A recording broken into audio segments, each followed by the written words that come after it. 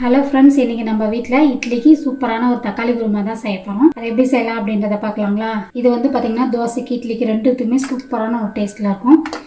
First ஒரு கடாயை வச்சு ஸ்டவ் ஆன் பண்ணிவிட்டேன். கொஞ்சமாக எண்ணெய் சேர்த்துக்கலாம். ஒரு 3 ஸ்பூன் அளவுக்கு நம்ம எண்ணெய் சேர்த்துருக்கோம். எண்ணெய் காஞ்சி வந்துருச்சு. பார்த்திங்கன்னா 2 ஸ்டார் அனிஸும் 5 லவங்கமும் 2 பட்டையும் சேர்த்துருக்கேன். 2 பெரிய வெங்காயமும் கொஞ்சமாக கருவேப்பிலை, 2 தக்காளி எடுத்திருக்கேன், ஒரு 2 பச்சை மிளகாய். இது எல்லாமே எண்ணெயில் சேர்த்துருவோம்.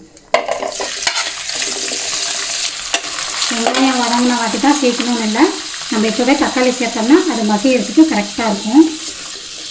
ஏன்னா வெங்காயம் தக்காளி வதங்கிறதுக்கு கொஞ்சமாக நம்ம உப்பு சேர்த்துக்கலாம். நம்ம வெங்காயம் தக்காளி வதங்கிறதுக்குள்ள ஒரு தேங்காய் பேஸ்ட் அரைச்சிக்கலாம். ஒரு கைப்பிடி அளவுக்கு தேங்காய், 1/4 கப் அளவுக்கு பொட்டுக்கடலை, கொஞ்சமாக கசகசா பார்த்திங்கன்னா 1 ஸ்பூன் அளவுக்கு நம்ம சேர்த்துக்கலாம். 1 ஸ்பூன் அளவுக்கு சோம்பு சேர்த்துக்கலாம். 4 துண்டு இஞ்சி சேர்த்துக்கலாம். பூண்டு பார்த்திங்கன்னா தோலோடையே நம்ம ஒரு கட்டி பூண்டையும் சேர்த்துக்கலாம். பூண்டு வந்து ஜாஸ்தியாக சேர்த்துக்கோங்க, குருமாவுக்கு டேஸ்ட் ரொம்ப நல்லாயிருக்கும். பார்த்திங்கன்னா தேங்காய் பேஸ்ட்டு நம்ம இந்த அளவுக்கு நல்லா நைஸாக அரைச்சாச்சு.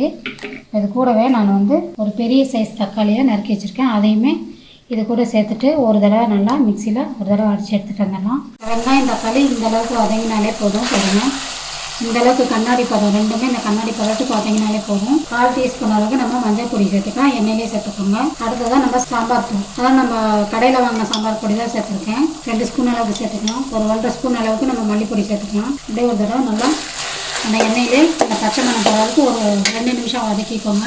இந்த பொடி போட்டு 2 நிமிஷம் மிக்ஸ் பண்ணோன்னே கொஞ்சமாக தண்ணி சேர்த்துக்காங்க.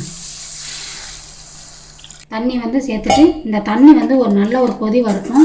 இந்த கொதி வந்த வாட்டி தான் நம்ம அரைச்சி வச்ச தேங்காய் பேஸ்ட்டை ஊற்றிக்கலாம். இந்த மசாலாலாம் நல்லா கொதிச்சு வந்துருச்சு. இப்போ நம்ம அரைச்சி வச்சு இந்த தேங்காய் பேஸ்ட்டை அப்படியே ஊற்றிக்கலாம்.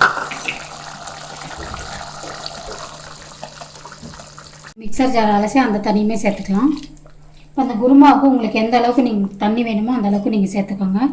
இந்த குருமா நல்லா கொதிச்சு அப்படியே அந்த பச்சை மணலாம் போய் அப்படியே கெட்டியாக வரும் பாருங்கள். அந்த டைமில் இறக்கிடலாம். காரம் வேணும் அப்படின்னு நினச்சிங்கன்னா மிளகாய் தூள் கூட நீங்கள் 1 ஸ்பூன் அளவுக்கு நீங்கள் சேர்த்துக்கோங்க. பாருங்கள் ஃப்ரெண்ட்ஸ், குருமா ரெடி. இப்போது நம்ம கொத்தமல்லி இலையை தூவிட்டு ஸ்டவ் அணைச்சிடலாம். செம்மையான குருமா ரெடி ஆயிடுச்சு. அப்படியே மணக்குது பாருங்கள்.